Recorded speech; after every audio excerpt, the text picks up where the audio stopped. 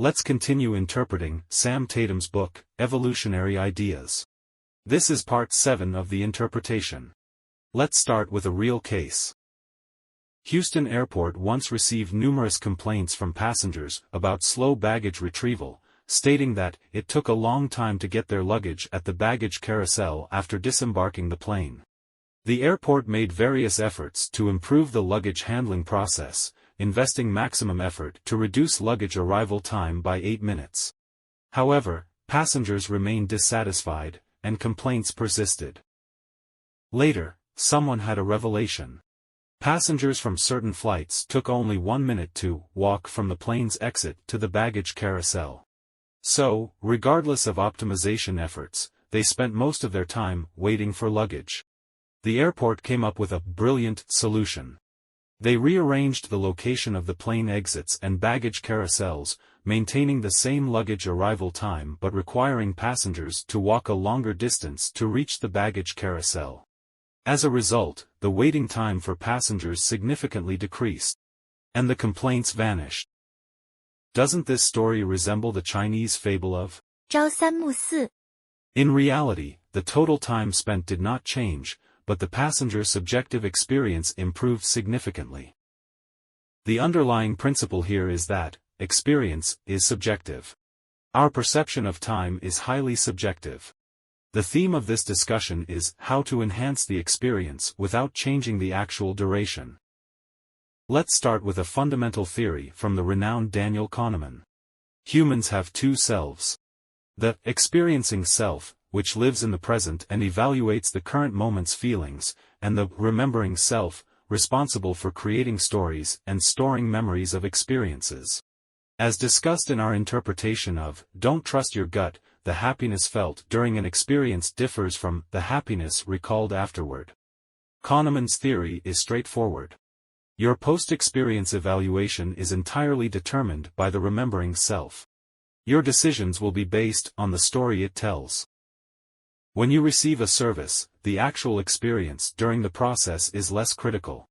What matters is how the remembering self narrates the story when recalling the service later. Your online reviews, future decisions to purchase the service again, and recommendations to friends depend entirely on your remembering self. The remembering self tells stories that measure emotions, shaped by changes, critical moments, and endings in the experience. This is akin to the peak-end rule we've discussed multiple times. Our evaluation of an experience is based on its most extreme moments and the ending. We'll discuss the peak-end rule more in the next section, but for now, let's explore how the remembering self experiences time. The perceived duration of time and actual duration are two different things. This is easily understood. For instance, there's a widely circulated legend about Einstein explaining relativity. When you sit with a nice girl for 2 hours, it seems like 2 minutes. When you sit on a hot stove for 2 minutes, it seems like 2 hours. That's relativity. Einstein never actually said this, and it's not the correct interpretation of relativity. However, the saying captures the essence of time perception. It's context-dependent. A more scientific explanation is that the subjective perception of time depends on the frequency of events.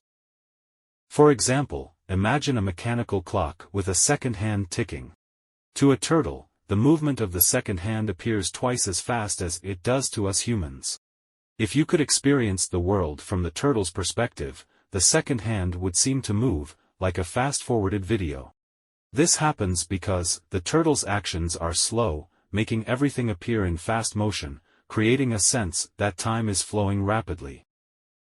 Animals perceive time differently based on the frequency of their actions, an adaptation through evolution. Since turtles don't have the rapid reaction capability of flies, they don't need to waste energy on perceiving the changing details of the world. They choose to fast-forward the playback. Humans operate similarly. If things around you are changing rapidly, you'll feel that time passes slowly, as if you've experienced a lot in a day. Conversely, if there's little change, and you're engaged in routine activities, time seems to fly. The fundamental reason is that the frequency of change stimulates attention. Higher frequency keeps your attention constantly awakened, shifting from one thing to another, slowing down your perceived time. Experiments support this notion. When people are shown a series of pictures, if those pictures are repetitive, you'll feel that time passed quickly. However, if a few unexpected, different pictures are added to the series, your reported perception of time will be longer. This phenomenon is called the oddball effect. Facing an angry face, you feel that time passes more slowly than when looking at a calm face. Confronting a spider for a minute feels longer than facing a butterfly for a minute. This is because threatening signals, like novel stimuli, significantly stimulate your attention. This is why people feel that time passes the slowest during their youth. From primary school to university, each year is fresh, and you're constantly doing things you haven't done before. However, after entering the workforce, if you spend 20 years in the same environment, it feels like it passed in the blink of an eye.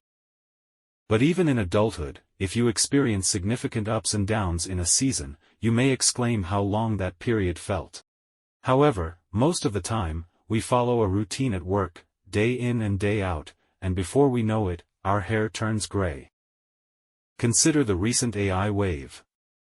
ChatGPT was introduced in November 2022, just over a year and a half ago. GPT-4 was released on March 15, 2023, a little over a year ago. Yet, with the continuous emergence of new applications, papers, and tutorials, it feels like a long time has passed. So, if you want your days to feel slower and more fulfilling, add some surprises and adventures to your life. Sticking to the same routine for decades is a waste of life. Now, the crucial question arises.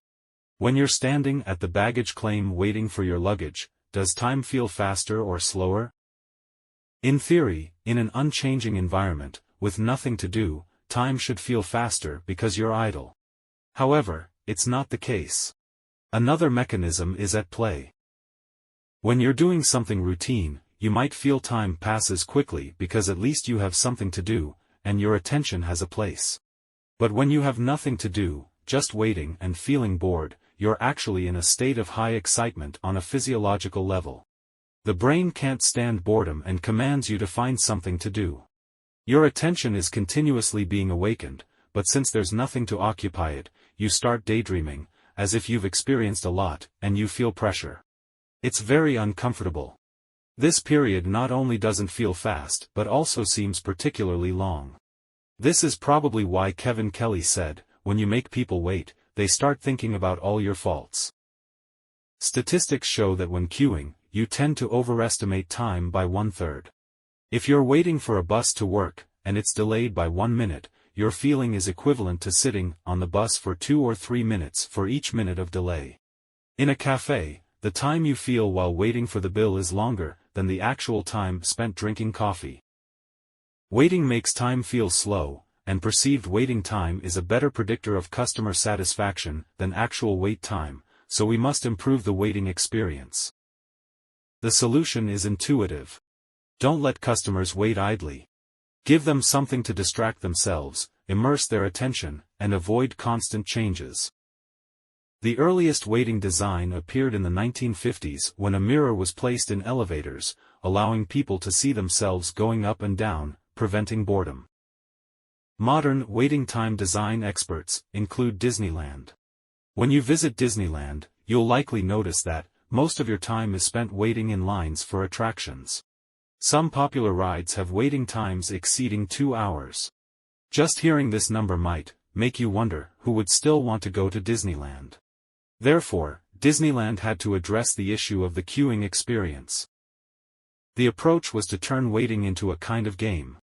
Disneyland mandates that every employee must also be an actor, possibly portraying an animated character, ready to interact with visitors at any moment. When you're waiting in line, the story has already begun, and you're participating in a narrative, not just waiting.